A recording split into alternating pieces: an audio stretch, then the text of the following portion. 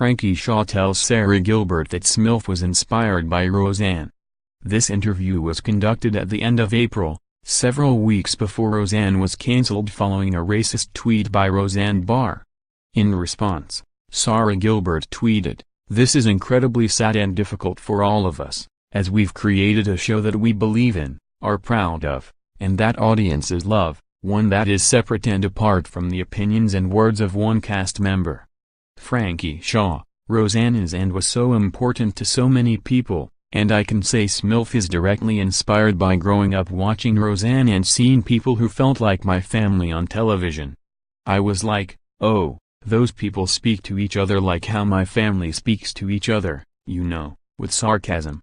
Sara Gilbert, and I felt watching SMILF, I was thinking this is so amazing that this character is struggling, doesn't have money, it's difficult to buy things. Even when people are portrayed as working class on TV, you don't usually see the real struggle. Shaw, what is different in filming this new season of Roseanne? Are you dealing with different issues?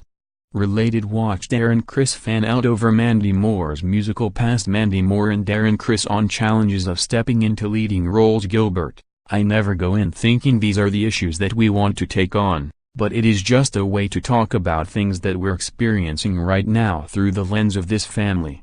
So we got to talk about how people are divided politically without it being about anyone's politics specifically, just about how does a family deal with this conflict. Or my son likes to wear skirts and more feminine clothing, so how does that affect the family relationship or how they treat him?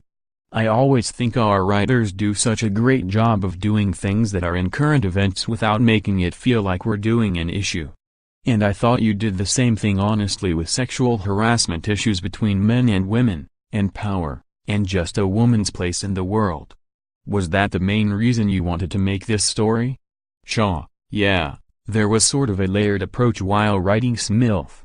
On the surface, what it's like to be broke and raising a kid and navigating co-parenting, and then underneath that, I wanted to explore feminine identity and the issues we all face.